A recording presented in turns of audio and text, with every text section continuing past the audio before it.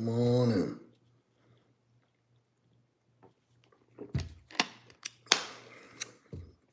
I'm almost fill up the chat.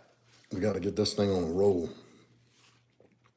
Starting a little late tonight. Better late than never, right?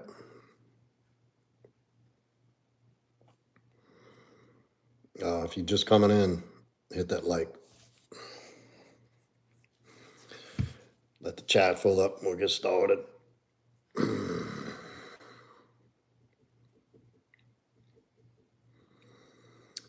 it up, fill it up, fill it up. Let's go.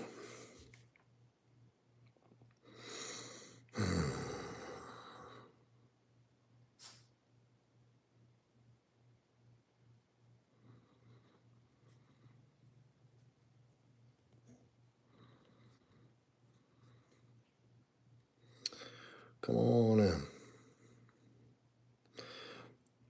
Welcome in. Proudmasculine Daily Live.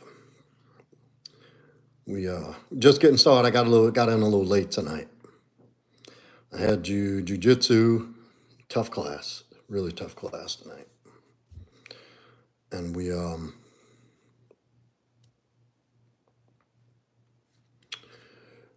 went out and got some grub after. I normally don't do that. I normally come home and jump right on a live stream, but it was I had to eat anyway. Hey Morgan, thank you. Thank you for the support. Much love, much appreciated. Bob, what's up, sir? Good evening to you, sir. We're just getting started here. Let a few people get in, come in, hit that like. Thank you, Morgan. We're about to redo the cabinets. What's up, Reza? Fala, welcome in. Damaris, doing well, man. How are you? Thanks for asking. Geese, what's up? Bradley, come on in. Welcome in. Proud Masculine Nightly Live Stream. I have Morgan, almost to 29. What's up, Rodera? My newest mod, everybody. The beautiful Rodera coming in all the way from Alaska to come keep y'all asses in checks. The family and I am not proud of family. Hey, you look like you could renovate my kitchen. I absolutely could. I'm about to renovate this kitchen. As a matter of fact. Good eye. Very keen eye, sir. What's up, Cole? Trig identity. I see the microwave. I just need forks. That's it, brother. R. Lee, what's the topic, OG? Just got in. I'm about to start talking, too. What's up, Henry from the moon? Hello from Louisiana. What's up, Bradley? Oh, yeah, I could do this whole kitchen by myself. I'm about to start on these cabinets. There it is, Geese. I hear that a lot. I never even bothered to look up Kratos to see what are y'all talking about.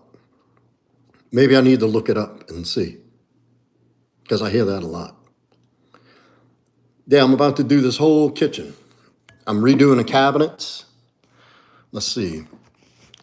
That hood above the stove area, that's all going to be redone. That's going to go to like a shiplap plank. All the countertops are getting replaced. And guess who's doing it? This guy.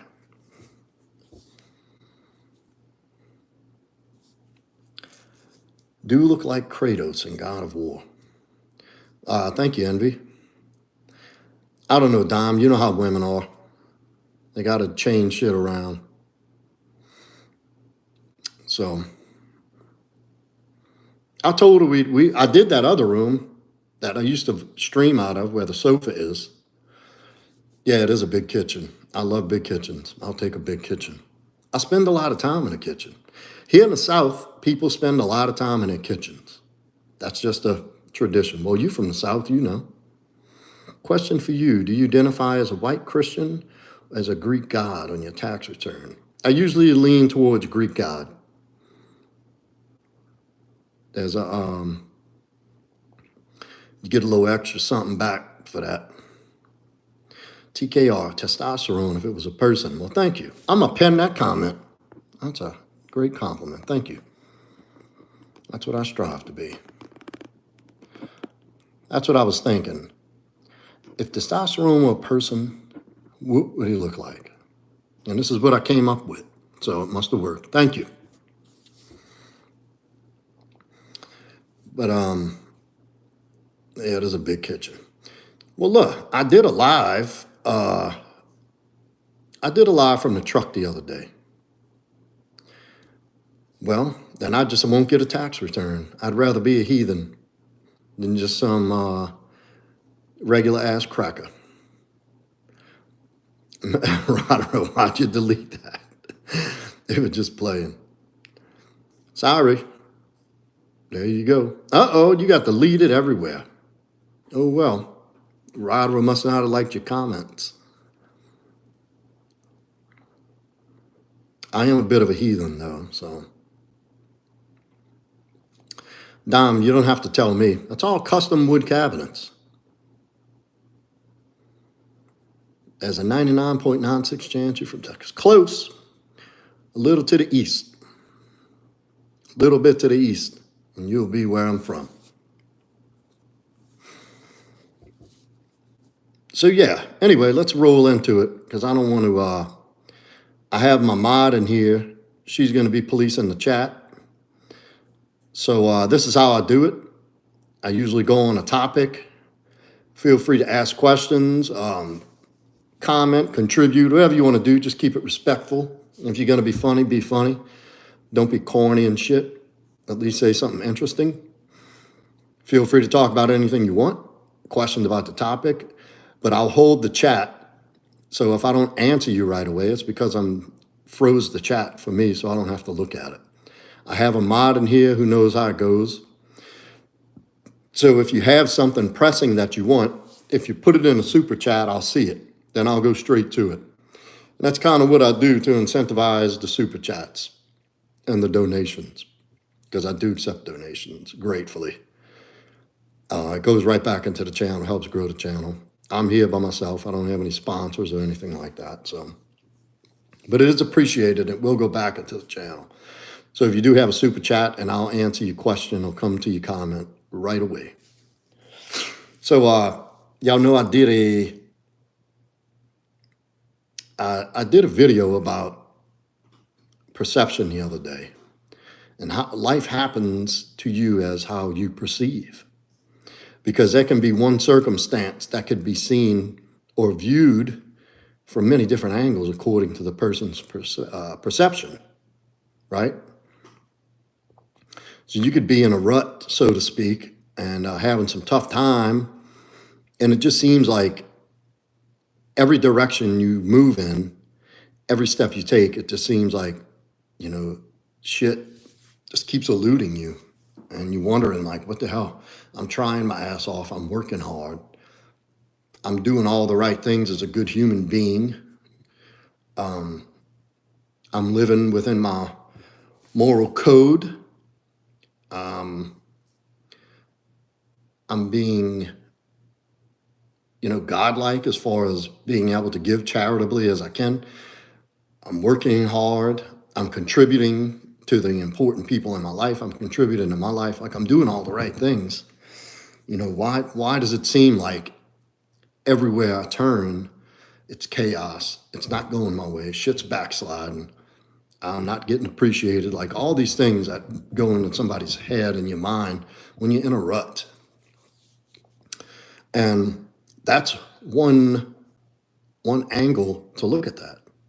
That's one perspective. And the importance of the discussion was the opposite of that perspective, which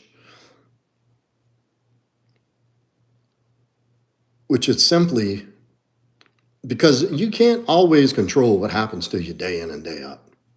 There's some things that happen that you can plan as well for, and the circumstances change, and you're in a whole different position, having to take a whole nother path to the solution or to the goal to try to overcome. And That just happens. That's a part of life. And typically when things kind of get scrambled like that and we get into this rut, we call it, the only thing you can control is your attitude toward it. And, what I teach and what I preach and what I practice about masculinity. And look, if you were here from my live stream, I think 3 nights ago, I went over a challenging situation with my relationship that I went through, and I didn't handle it perfectly. Matter of fact, I handled it way below my standard as to how I would typically handle what happened. And I did a poor job, but I learned a lot from it. And you got to know, I know a lot of things. I do a lot of things. I live by the code, my personal code, and what I encourage and tell other men to do. Just, I don't do it perfectly. I'm fallible. I am human. And yes, as well-read and well-versed and experienced as I am in the things that I counsel men on, it doesn't mean it gets done perfectly all the time. I can make mistakes just like everybody else. So my point being is that you can have these things happen and you can't control, but you can control. The only thing you can do anything about in certain situations is your attitude and your perspective, how you approach it. How do you believe it to be for you? You have a choice to see it as life's throwing me a shitstorm right now. Why me? I'm doing everything I'm supposed to be. Nothing's working out. You kind of jump into that victim role and start questioning, why me, da-da-da, woe is me shit. And that's a choice. That's a choice. And it's actually, it's a choice that has very little upside. Because not only does not anything get solved, because you're not in a solution-oriented mindset. You've shifted into the victim mindset. Why me? Why is this happening? Look at that, 11:11. And, a more favorable stance is to have that change of perspective as, okay, why? What am I being prepared for? What is this moment? What is this situation trying to teach me? What am I supposed to learn from this? Because there's value in everything that happens in life, but it's up to you to see the value in it. Sometimes it's not an immediate value, like you get A, you do A, you get B. You go do a job, you get a check. That's the value exchange, right? And that's obvious. That's an obvious value upside. So what happens is when things don't go the way we think they should go, or they're not going as expected or planned, or some shit jumps off, we automatically think that as a negative. And, there's a reason why. That's a net negative to take it as, why is this happening to me? I'm aggravated, I'm pissed off, I'm stressed, I'm overwhelmed, nothing's going right. What does that do to solve anything? How does that put you in a better position? How can you possibly make a decision that's going to be beneficial and productive right then and there in that state of mind? The answer is you won't. You can't. The two things can't exist in the same space. You can't have a negative victim mindset and expect a quality solution to shift the momentum into something productive in the same place. That totally contradicts each other. Those two ideas totally contradict each other. So what I do most oftentimes, and I don't do it perfectly. This is what I'm trying to tell people. Not all the time, not perfectly, is I think, okay, all right, things are not going the way this is not going the way it was supposed to. What am I supposed to learn from this? What is something I can do right now, this second? What can I do immediately to change the course of this outcome? What is something I can do in this very moment that could change the momentum of the direction this seems to be going right now? What can I learn from this? What is God preparing me for? Because nothing that happens in life is an accident. You're either learning or you're winning. And that's it. Learning or winning.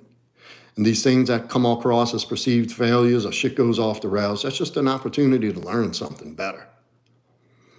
And I find that the sooner I approach it from that perspective, the sooner things begin to open up and answers begin to come. And then solutions come.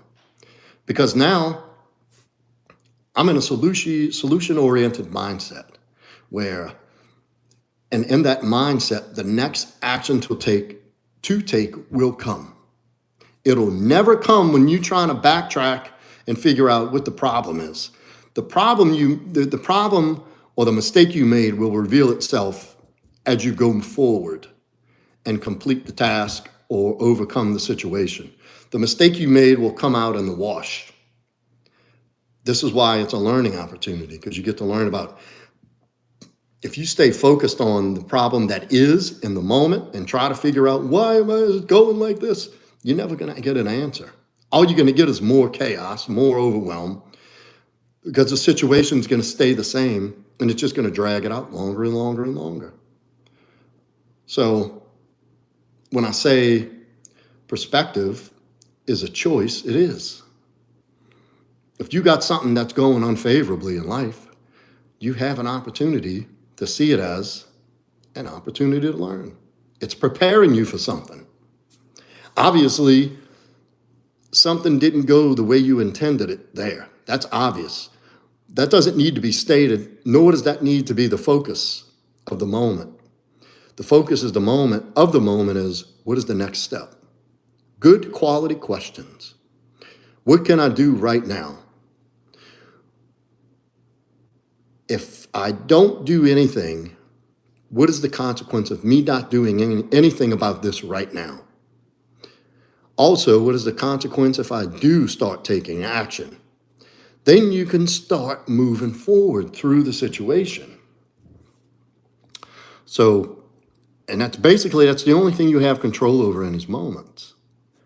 And it's so important that, especially as men,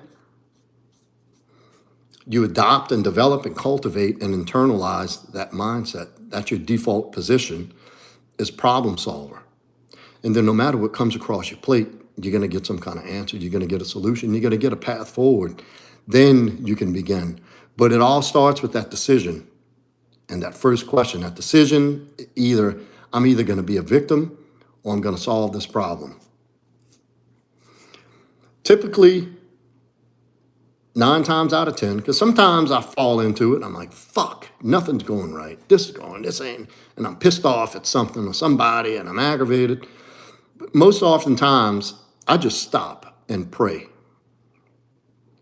God, what are you trying to teach me right now? What am I supposed to be getting out of this experience? And that immediately shifts my whole mindset, the momentum of the situation. At the very least, it'll pump the brakes on the chaos to allow just that much space for something more productive to allow itself into the day or into the situation. And usually that's all it takes. Because once you get rolling, you start to undo it and you look back, it really wasn't even that bad. And then you can really see clearly looking back. As they say, hindsight's 20/20. There's a reason they say that. You can always connect the dots looking backwards, not looking forward. But you have to go forward and get ahead of it to be able to look back to see the dots to connect. If you stay in it, you're just making more dots to think about and try to connect that aren't there yet. So, I encourage this behavior and this mindset to all men, all people, really.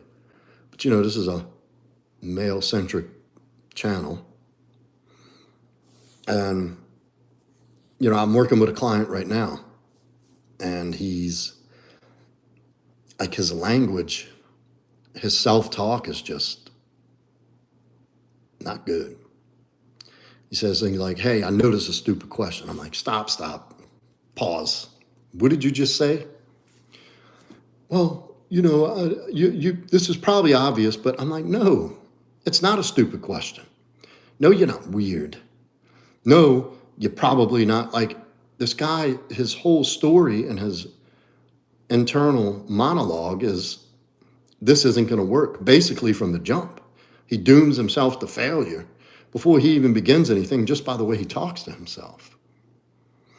And it's our inner monologue that usually affects our overall quality of life and day-to-day stuff. That's where the doubt comes from. The worst doubt is self-doubt. I don't care about other people doubting me. It doesn't really affect me. It can affect me, but self-doubt, that'll destroy your dreams. And it's a curse for, driven, ambitious people. You never heard the Dunning-Kruger effect? Where it alludes to the fact that, intelligent, ambitious people usually feel like the dumbest and most uninformed. Whereas you see these people that are making it, and it seems like they got no fucking brains. Like, and you thinking, how the hell is this person like easily doing what I doubt that I can do? And it's because these people's confidence are just unreal. Like, where did they get that from? And that's just from a fact of a lack of awareness. And they don't really allow anything else in to stir the pot. So they see something, they do something, and that's it.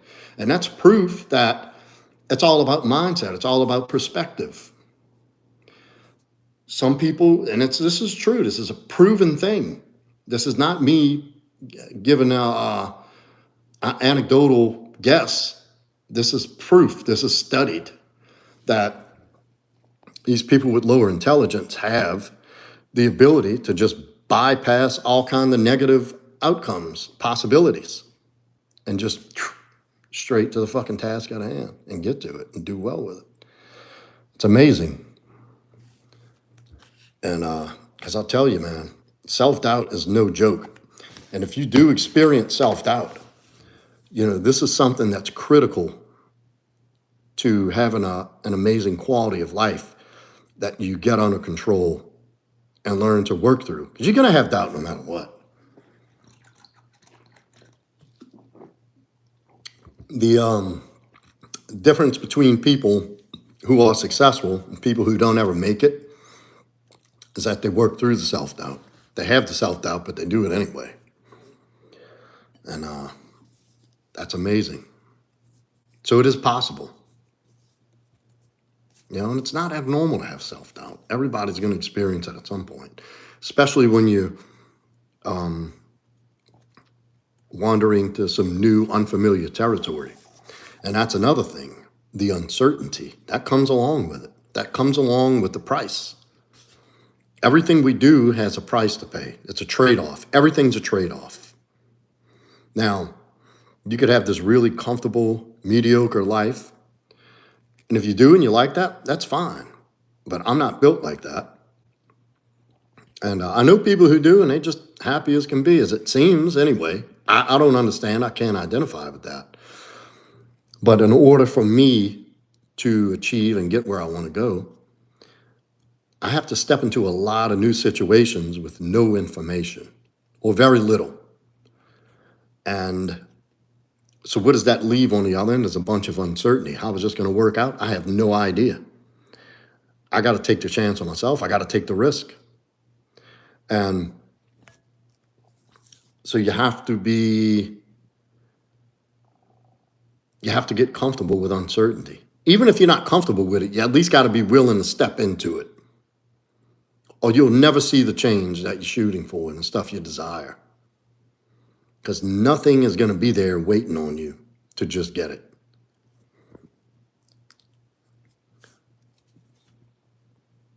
The shortcut is the hard way. That is the shortcut. And people think there's this magic answer, this magic pill. Say these 3 text messages and you'll sleep with her the first night. Do this for 21 days and you'll become a millionaire making $10,000 an hour. And it's not true. It's a grift. It's not how it works. But most people, a large majority, of society really is so scared and so of the uncertainty, the fear that comes with uncertainty is paralyzing. So when they see something that they want, that's attainable, that they don't have to really invest anything into, it's a surefire thing, well, why wouldn't they try it? And then they go through it and it doesn't work. And they're like, oh man, it didn't work. I got scammed. No, you didn't get scammed. You tried to take the easy way. You tried to take the shortcut. And you got the result. And that's what you get. I'm going to go through this chat. What's up, Bishop? Stoner, what's up, man? Every jumbled, piled up person has a thinking part that wonders what the thinking part that isn't thinking of. Yeah, something like that. Yeah. Don says, I'm pretty good at perception. I don't let perception lie to me. Good. Quiet King said, I had talks about staying in the Job Corps to do a 2-year degree, but nothing was promised. I left because I feel I could have had someone fight me, and I could have got a charge, etc. Could have occurred. Do you think I made the right choice to leave so that way I can take my certificate and no possible charges, fights, etc. could have occurred? The degree would have been free, but nothing promised. I would have stayed and fought. That's just me. That's just me, though. And I can't tell you if that was the right thing to do or not. You'll find out if it's the right thing. But look, if you already did it, it doesn't matter. If you did it, that's the right thing. Now just do what you got to do to get where you need to go now. So there's really no wrong. I mean, what if you get the same outcome? Was that the right or wrong thing to do? You know what I mean? Tripathi, what's up? What's up, Jensen? Amen. Romeo, yes, I'm still shadow banned, brother, believe it or not. That reminds me, I created a Telegram group where I put the live link every night in the Telegram group. So if you go into my description, I think it's called the PM Stream Alert, join the Telegram group and you'll get the live every night. My notifications are not getting out. So, but that's a guaranteed way to get when I'm going live every night. The brain needs to be a transmitter for information, and distractions will not allow it. Oh, what's up, DT?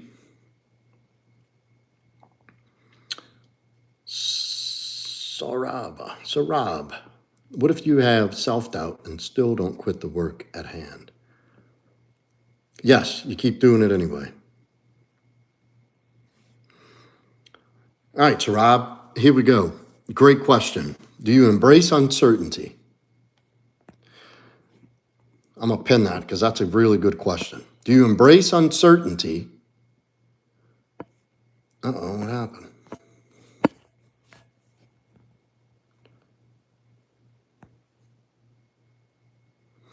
He says, how do you embrace uncertainty? Do you put it on God any other way? Well, first thing that's important that everybody understands is I put everything on God. And I still have uncertainty. But here's the thing. If you genuinely have faith and you genuinely believe in God and that God is the way and his guidance and his protection is all you need and you seek God, then uncertainty doesn't matter. You in God's hands. And so to answer your question, yes, I put it on God. And after that, there really doesn't need to be another way. I put it on God and I go with it. And what you have to do is as a man, you got to step out of your comfort zone. You have to. If you ever want to grow, if you ever want to have meaning and depth in life, you have to step out of your comfort zone. You must. You have to step into the uncertainty. You got to get comfortable with that shit. But what you do is over time, as you go on and on, you begin to build a book of evidence that you are capable.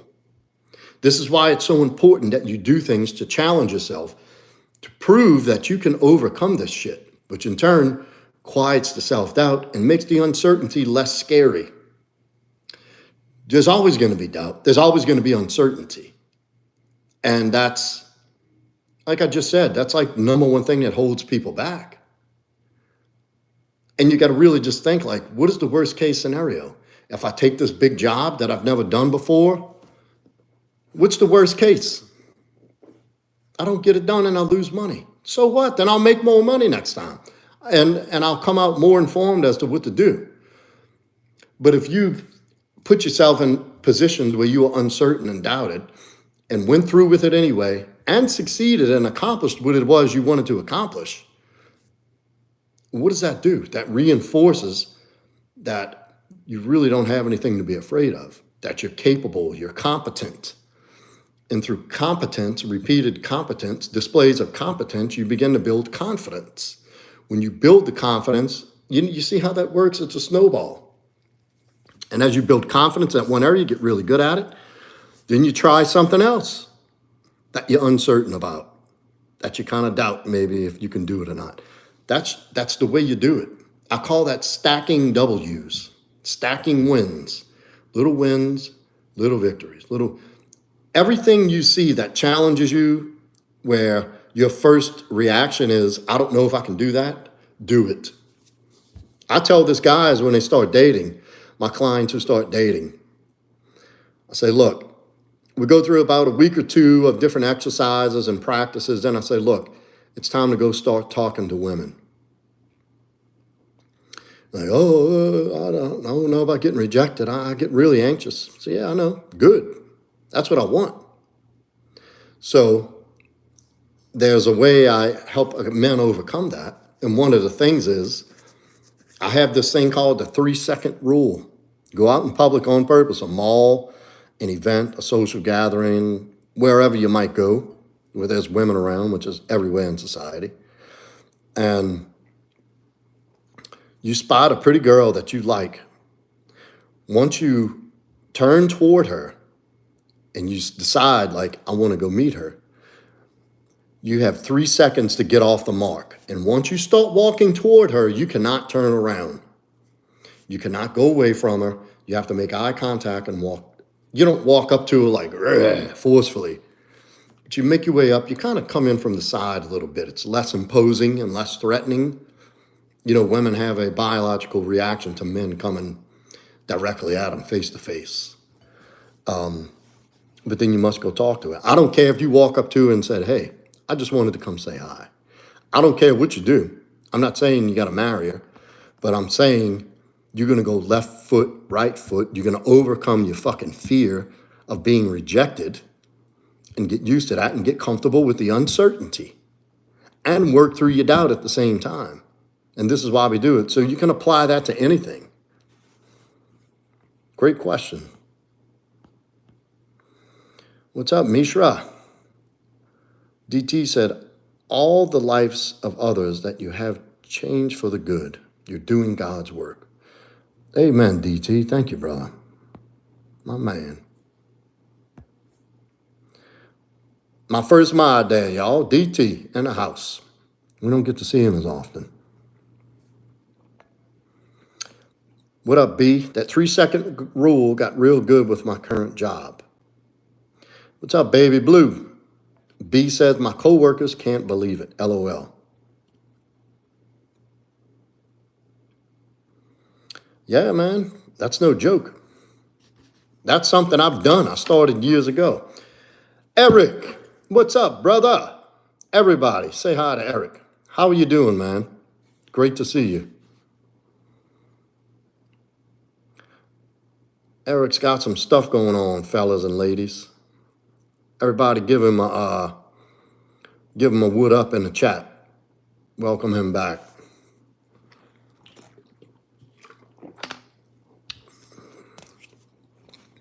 B said, just get used to dealing with the public. It's casual. Yeah. It's these people with these self-image issues that usually carry that anxiety about going to talk to women and interacting socially.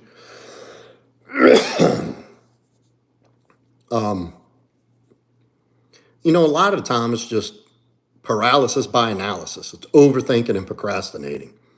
It's not nearly as scary as people think it is. And once you get comfortable with it, and you can easily go talk to women, you can go talk to men, you can go, I meet people everywhere I go. And I meet people everywhere I go. Respect body language and being lax. Yeah, very true, B. Good observation, man. And then once you get used to it, you're like, why was this ever a big deal to me? Like, why did I care about this shit? This shit's because it's really second nature. We're social animals, we're social creatures. We're not meant to isolate. We're tribal people. And I know we have people who are more prone, they termed introverts, to being alone.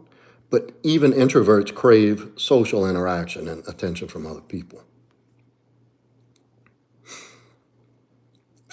B said, let them take 2 steps toward you. Yeah, that's debatable. But yeah, I see what you're saying. Make them put a little effort in, because an investment is what attaches people. Them investing in you, not you doing things for them, but them doing things for you. And that's where it starts, those first 2 steps. But that's not always well, right, okay, yeah. Tripathi says, how long should you endure bad behavior from anyone? What rule to follow to identify whether the person has genuinely made a mistake or he is a total bad person we should stay away from? You should not tolerate bad behavior for any time, but it, depending on the situation, may or may not present an opportunity to immediately,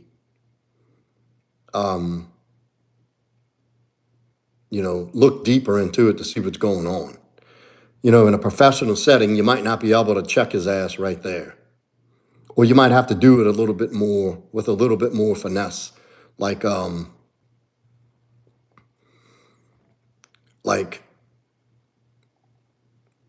if somebody says something to belittle or embarrass you, you just look with a straight face and say, did you mean to say that? And that it automatically shifts the spotlight onto them as the negative. Now everybody's looking, and it's like, wait, what did you mean by that? Now you put them on the spot. Then they kind of stutter a little bit. Well, that's I'm just saying. Say, oh, could you repeat that? And put them on the spotlight. Change the channel on them really quick. And if it goes on, say, look, this really is the time and place. We can talk about this later if you want. Then you pull them aside. Then you tell them, yo, that's not acceptable, man. My name's Joe. Call me by my name. I don't tolerate people talking down to me or belittling me or degrading me or trying to use me to get a laugh at my expense. And if it happens again, we're going to have to go somewhere and talk about it and deal with it. You know what I mean? And like in a professional setting, that's definitely going to have to be out of work and handled very carefully and diplomatically. In a blue collar setting on a job site or something, you call them out right there. Look, we can go take this shit. You and me, one-on-one. We'll go behind the trailer over there and we'll see what's up. And if it happens again, you have to go through with what you said. But you don't tolerate anything bad, because what happens is, and sometimes you just can't deal with it in a moment. So I'll say the sooner the better. The sooner you check that shit, the better.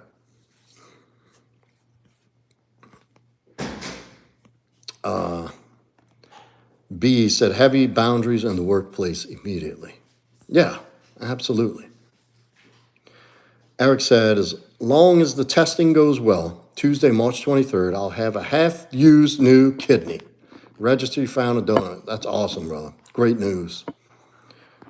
Glad to hear it. I'm glad you came and shared that in here, man.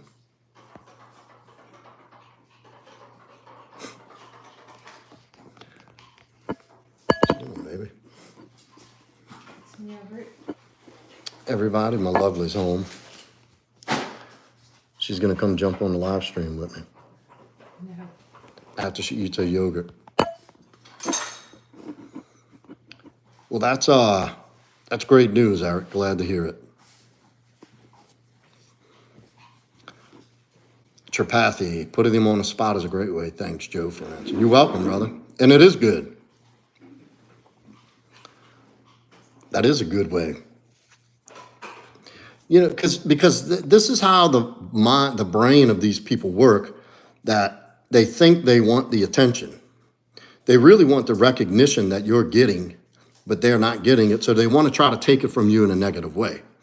Now, if they try to take it from you at your expense, as making you look like the lesser person in the exchange, then they really don't win, but they sort of win. But then if you actually give them an opportunity to have the spotlight for what they're trying to do, but make them explain why they want it, that short circuits them, and they can't think through that.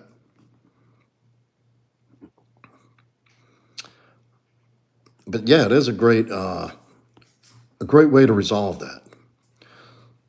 Sarab says, yeah, sooner the better, or you can go months or years, and that sucks. Well, not only that, it could go months or years, but it periodically gets worse and worse. It chews away at your self-esteem. Other people see that, and they automatically think, well, this guy has zero respect for himself, or he's got no spine. So then it kind of trickles out. That's just the way society's built, that people will mimic and copy the environment, and you'll be getting disrespected and shortchanged and shit on from everybody if you allow that shit. Same thing with the bully mentality. You can't reason with a bully, and you can't reason with these people are like mental bullies. Most of them don't have the physical prowess to be a bully anyway, but that's how they do it instead. They try to bully you mentally to make you look less than. And the only way to beat them is to beat their ass mentally. And then that's giving them an opportunity to expose what they were really trying to do. And that's when they shit and realize they got a formidable opponent. They leave you alone. Other people see you deal with the interaction with cunning and tact.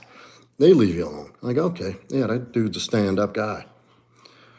You know, I like him. And it disappears. But you're absolutely right, Sarab. Baby Blue says, yes, indeed, Eric, praying that everything will be great for surgery. He's going to be fine, y'all. Ryder said, Fancy's begging for food right now, y'all. That's all she really does nowadays is eat and beg.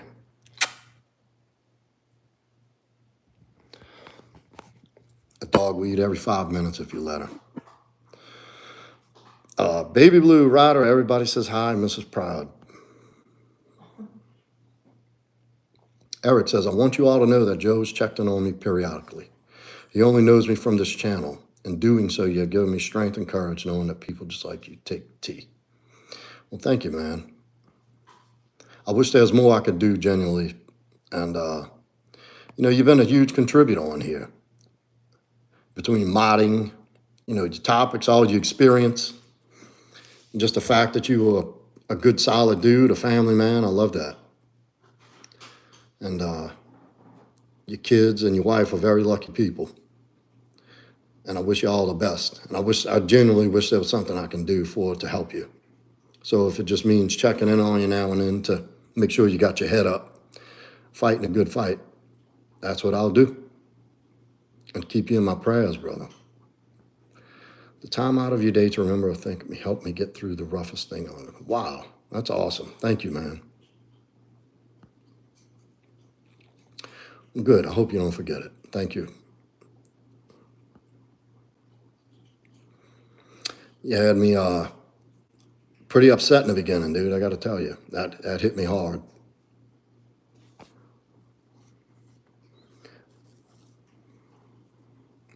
I'm glad to hear you getting what you need, brother. I genuinely am. You deserve it. So, well, that's it, y'all. I really didn't have much more than that. I just wanted to go back over that whole perspective thing. And, you know, I did that quick live driving the other day. I don't know, was that yesterday or the day before? I don't even remember. So I never had time to really dive in deep and get into it. But thank you, everybody, for coming. Eric, it was great seeing you, man. And thank you for dropping in the good news tonight. I think everybody in here is glad to hear you're going to be okay. I knew you would. I never doubted you. You're a fighter.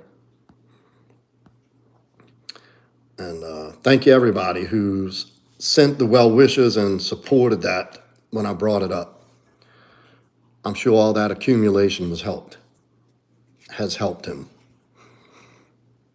And so, look, thank you everybody for coming in tonight. Really good topic. Great live, short but sweet. If you have not yet, hit that like, subscribe, hit that notification bell. I put the Telegram group in there, so join the Telegram group if you want to get the notifications for sure. Because YouTube's not being too generous with my notifications right now. Also, they have a membership option now. First link in the description to join the channel as a member, which would help the channel grow. And see y'all tomorrow. Smart move with the Telegram group. Yeah, I had no other choice, so I used it. Jump in there. Oh, you already in there. What am I talking about? You already in it. So Rob, I'll talk to you Sunday, brother. Everybody else, Eric, always good to see you, brother.